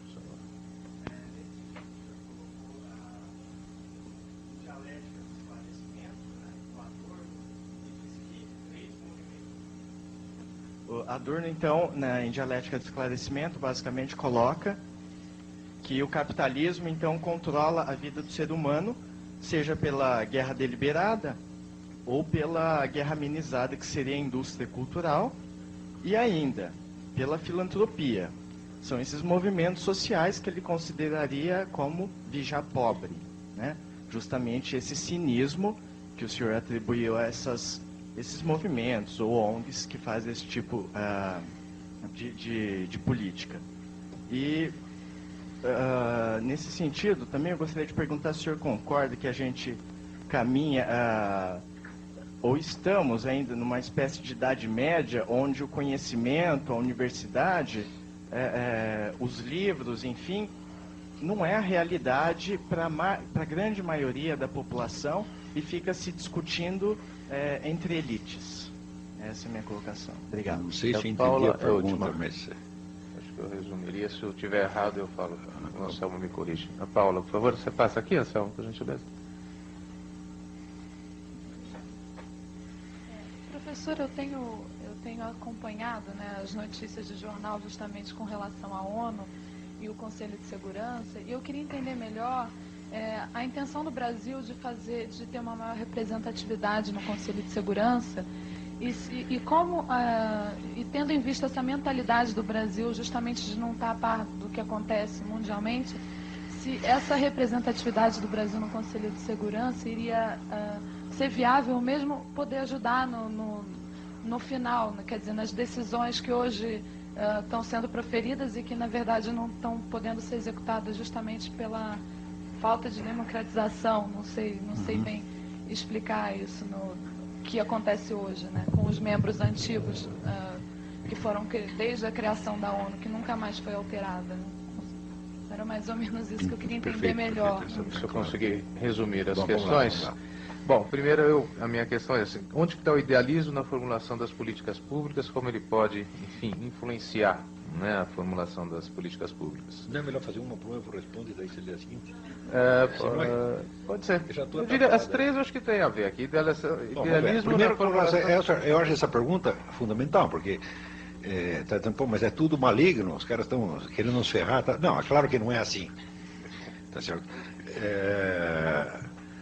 Tem um verso de William Blake, né, que diz: "And Caiaphas was in his own mind a benefactor of mankind."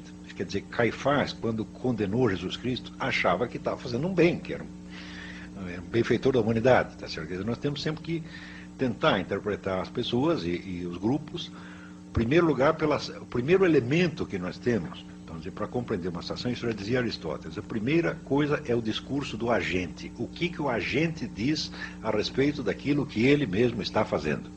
Tá certo? Nós não precisamos nem concordar, nem discordar, mas este elemento é, vamos dizer, um componente da situação. Quando nós vemos o discurso dos agentes da nova ordem mundial, dos inumeráveis agentes que tem, você vê que existe ali uma grande quantidade, tá certo, de utopismo humanitário. Os caras acham que estão fazendo um grande negócio mesmo. Cecil Rhodes acreditava que, vamos dizer, o futuro da humanidade dependia daquilo que estava fazendo, tá certo? Então, eles podem estar totalmente enganados, mas nós não podemos dizer, não, esse pessoal só está agindo por interesses malignos, tá certo? Não, a coisa realmente não é assim. Tá certo? A coisa pode ser objetivamente maligna, embora não sendo subjetivamente. Você pode estar assentado numa visão falseada da realidade e pode, sobretudo, ele estar agindo, vamos dizer, num âmbito, numa dimensão, num horizonte que é muito maior do que ele mesmo compreende. Então, como diz, o sapateiro subiu além das chinelas.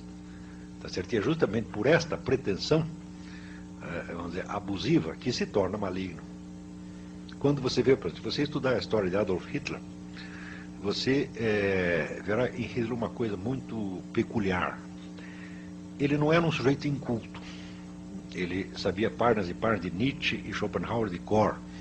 Sabia, vamos dizer, as óperas de Wagner de cor e tal, mas tinha uma coisa característica: ele só tinha cultura alemã. Ele nunca na vida tinha lido um único livro estrangeiro. Não é uma coisa estranha? Aqui existe um personagem caricato, que é assim que é o Policarpo Quaresma. Tudo que é estrangeiro, Policarpo Quaresma não lia. E existe um sujeito que fez a caricatura de si mesmo, um escritor francês chamado Paul Léotot, tá certo, que era um nacionalista francês, e perguntaram para ele se ele tinha lido a Bíblia. Ele disse: "Eu não leio livros que não foram escritos em francês." Então, como é que um tipo assim, vamos dizer, profunda, totalmente provinciano na sua cultura, ao mesmo tempo ele tem planos de escala mundial? Não é esquisito? Pelo menos o Policarpo Quaresma queria reformar só o Brasil. Mas Hitler, só sabendo da Alemanha, queria reformar o mundo. Não é normal isto. É totalmente esquisito, desproporcional. Este problema, vamos dizer, do incapaz, que tem um poder infinitamente superior ao seu horizonte de consciência, é um fenômeno da modernidade. Porque os meios de poder aumentaram muito. E eles podem concentrar facilmente na mão de incapazes.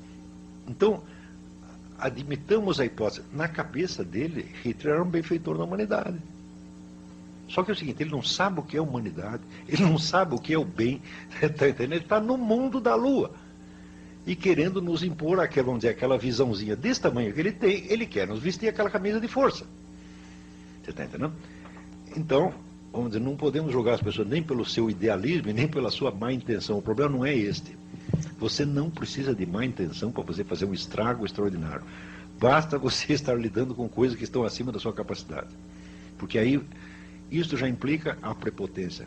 Quer dizer, é o ignorante que não compreende as coisas e quer lhe impor a sua visão. Eu acho que existem mais pessoas, o mal no mundo vem mais disto aqui, vamos dizer, do que da malícia consciente. Eu tenho três que eu acho que a gente pode consolidar, que é a do Dr. Agostinho Papaula, que é onde está a cabeça do Brasil, se há uma perda de soberania, uma delegação de soberania, e esse papel do protagonismo do Brasil nos foros internacionais, principalmente no Conselho de Segurança, se tem benefícios ou não para o país, para a humanidade, vamos dizer assim.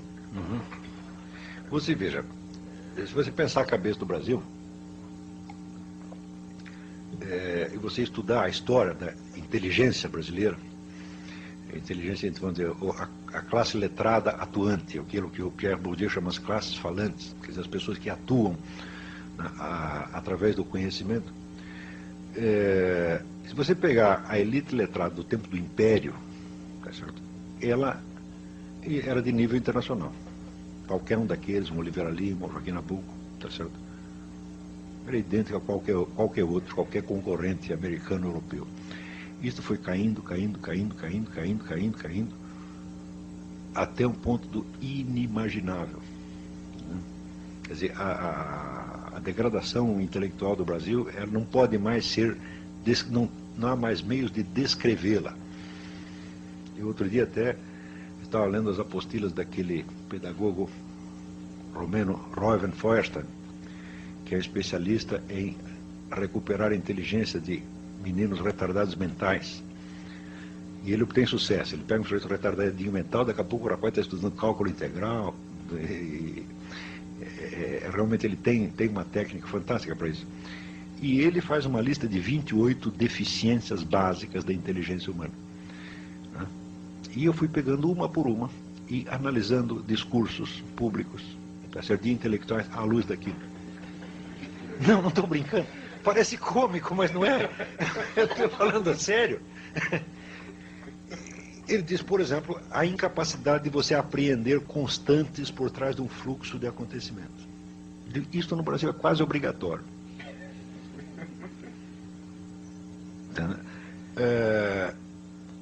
A incapacidade de você produzir mais de uma hipótese. Você não tem mais de uma hipótese. De cara já aposta numa hipótese, todas as outras não chegou a pensar naquilo. E assim por diante.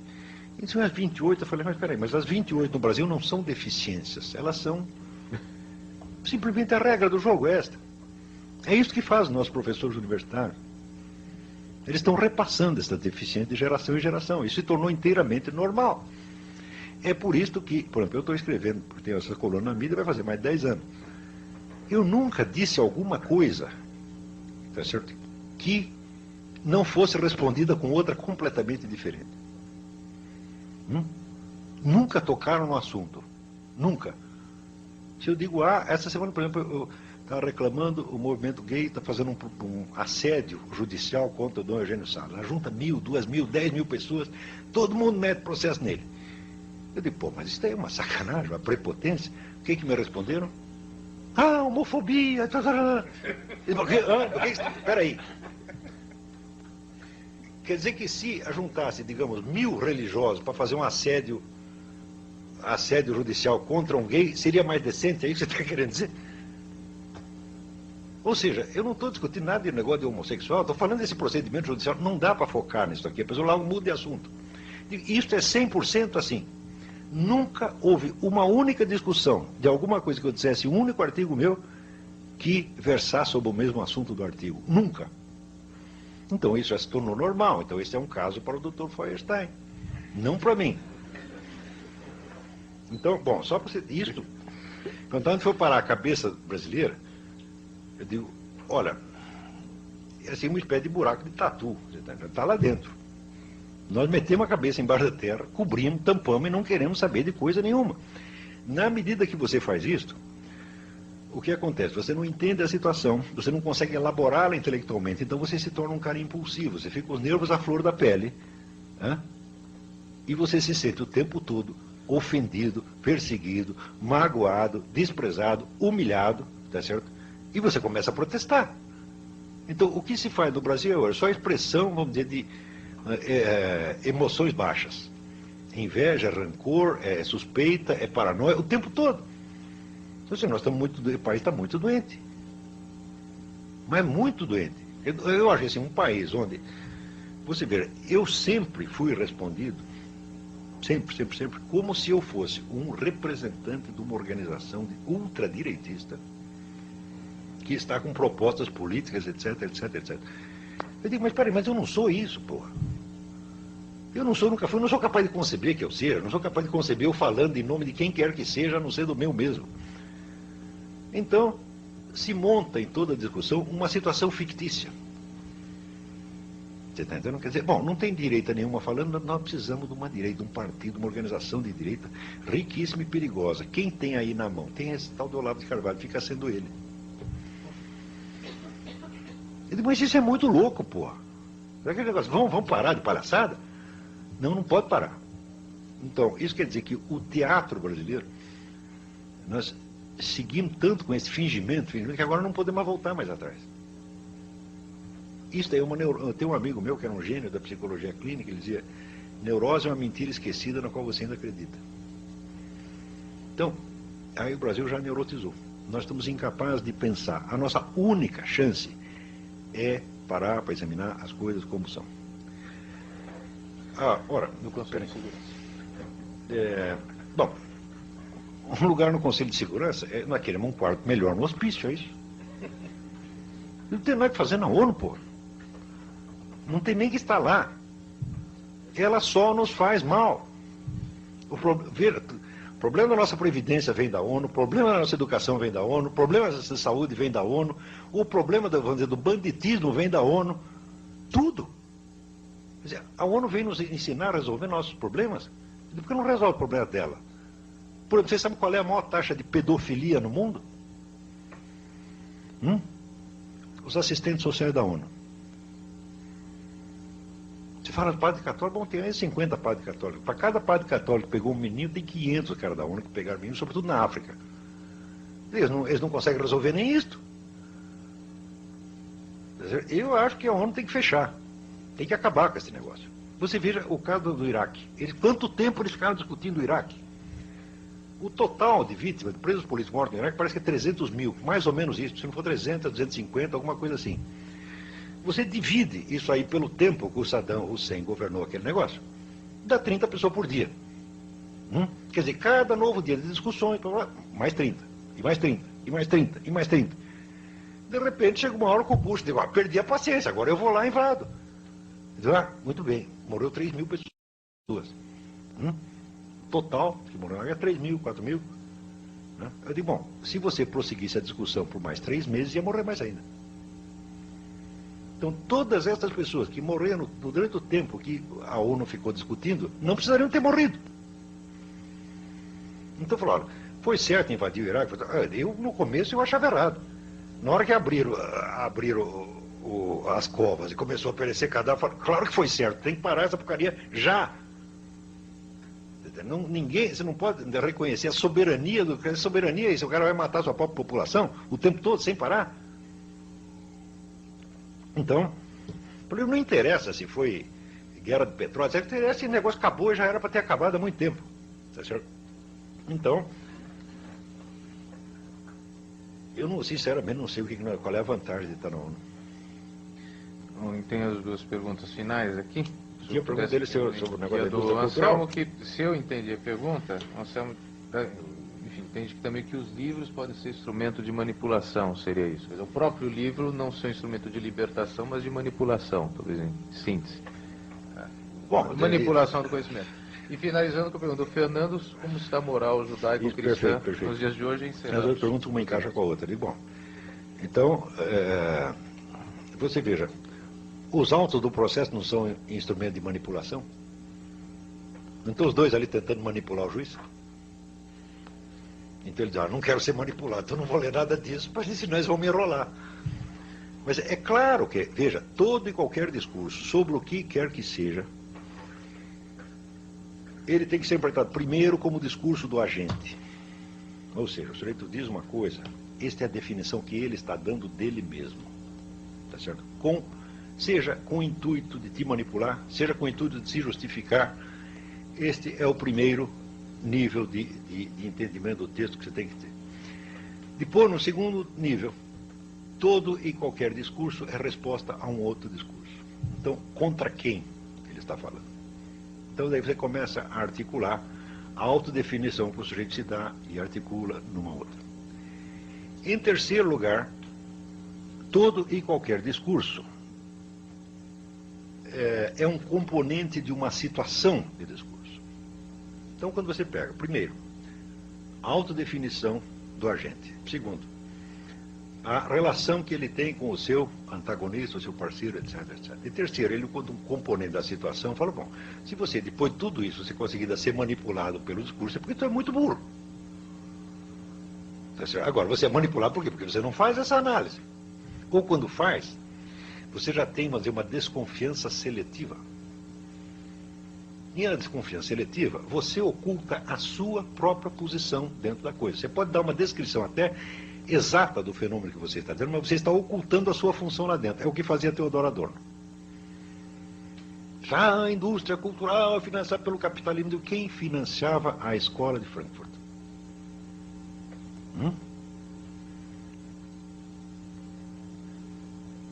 Estas mesmíssimas forças que eu estou me referindo.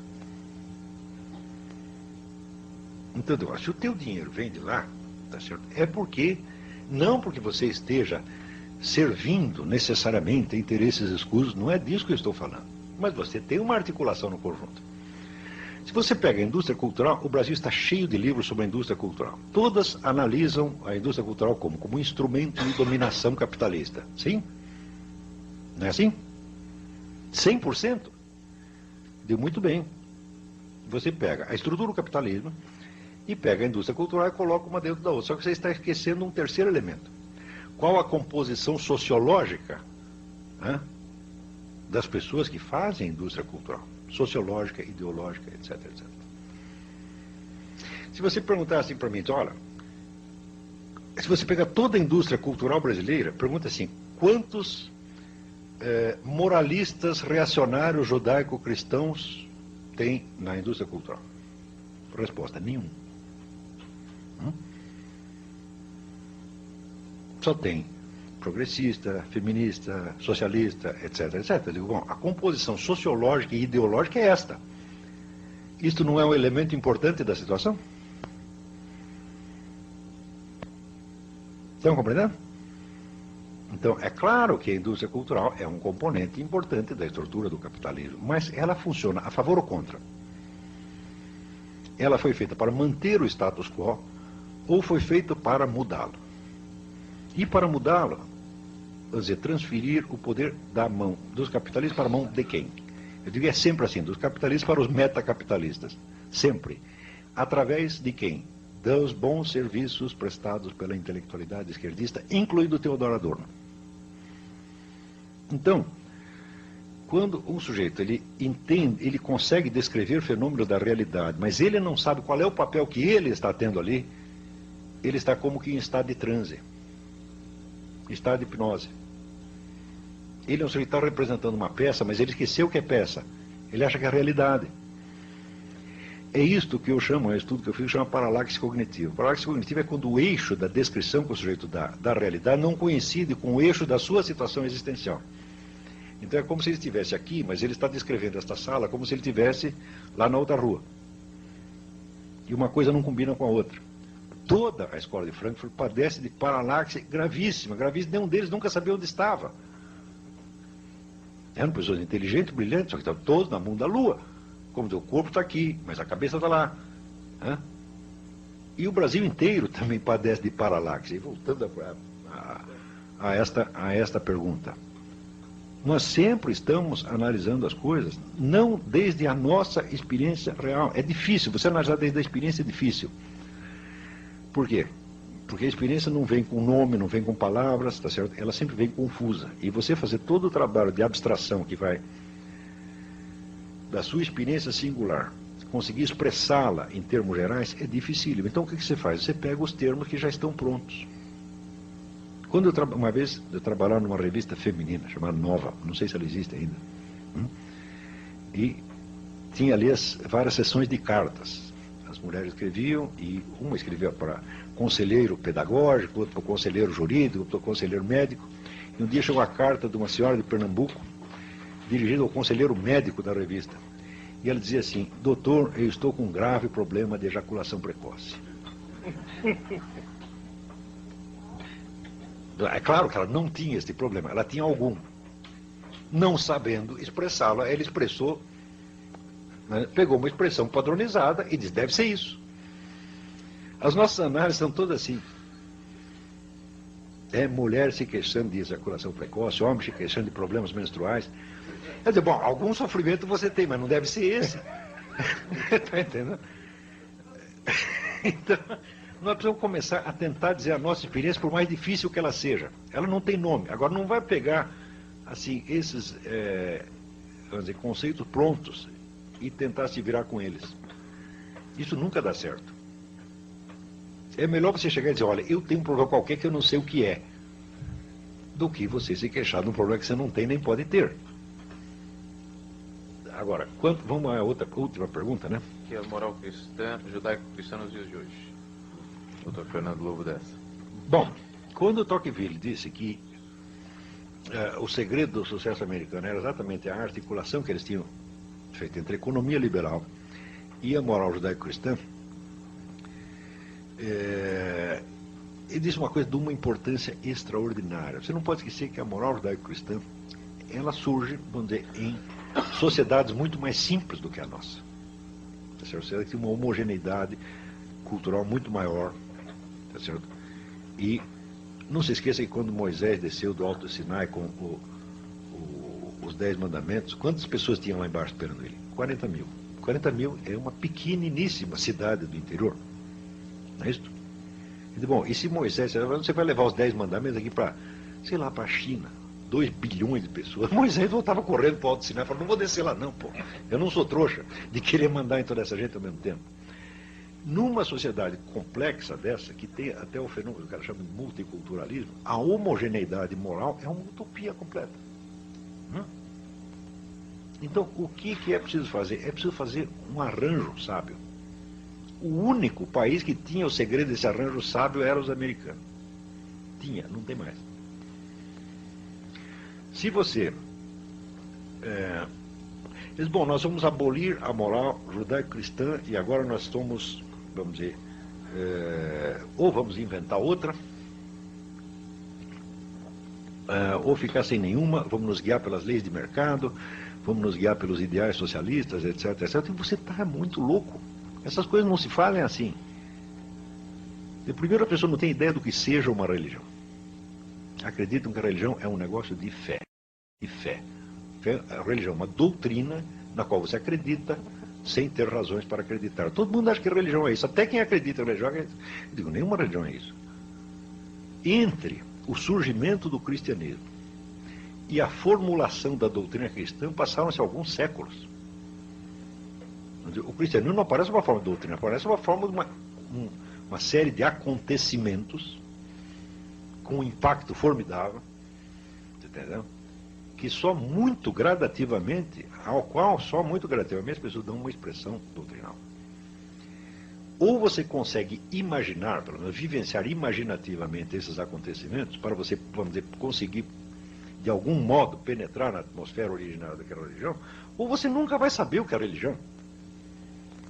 Você pegar o que é o judaísmo, é um conjunto de crenças, digo, não, é a história real do povo judeu ao longo dos milênios, conservada na memória coletiva.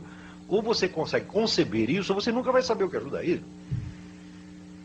Agora, todo mundo discute religião acreditando que é um formulário de crenças prontinho, no qual ou você acredita ou não acredita. Que estupidez é essa? As religiões são o único elemento criador de civilização. Não tem outro, não existiu, nem vai existir outro jamais. Se as pessoas acham que elas podem inventar uma civilização em laboratório, eu digo, elas vão produzir monstros. E ora, se você pensar, há 200 anos nós temos feito isso, nós temos inventado sociedades que são monstros.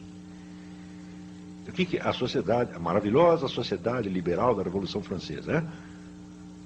Nós vamos libertar a humanidade da opressão. Daí assim, em 3 meses você mata mais gente do que a Inquisição Espanhola tinha matado em 4 séculos. E daí, não, isso aí está errado, nós temos que inventar outra. Não, fazer o socialista. Tá certo? Porque esses caras eram os burgueses vendidos. Chega o socialismo e mata 1000 vezes mais gente. E daí aparece, não, o socialismo está errado, porque se fizeram o socialismo internacional, tem que ser o socialismo nacional. E o nazismo mata mais ainda. Mas quando é que vai parar esse negócio, porra?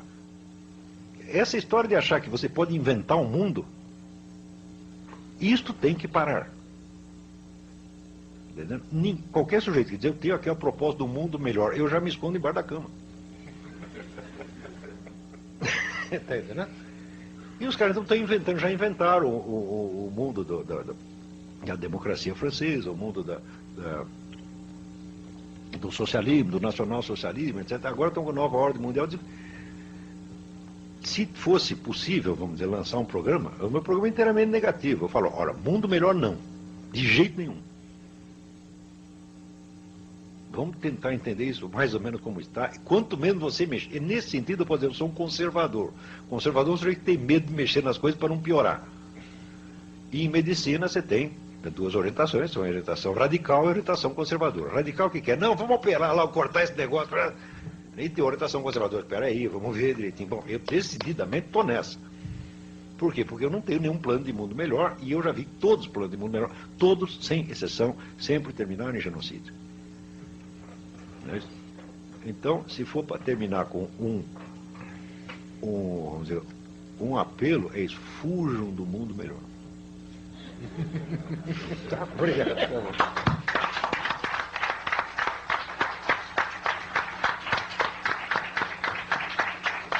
Queremos agradecer a aula do professor Olavo de Carvalho. Certamente todos sairemos com muito mais indagações do que respostas, que parece ter sido a provocação de Vossa Excelência. E sobre engenharia social tem um livro muito bom, que é o do Paul Johnson, Modern Times. No Modern Times, o Paul Johnson traça todo o século XX as várias experiências de engenharia social, que demonstrando Tudo assim. Todas as experiências sociais terminaram em genocídio e continuam terminando em genocídios, como o senhor bem colocou.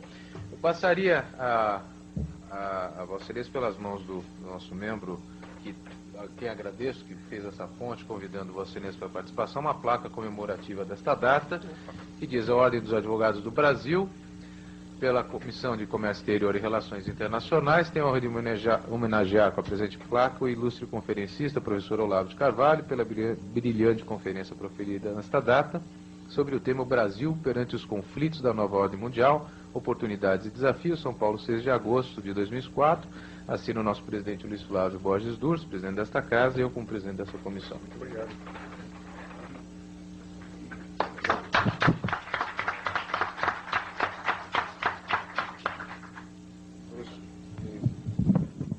Professor Olavo, essa casa fica aberta a Vossa Excelência. Nós vamos ter a continuidade agora da nossa reunião. Pediria que o nosso vice-presidente, o Dr. Fernando, acompanhasse o nosso conferencista. Muito obrigado.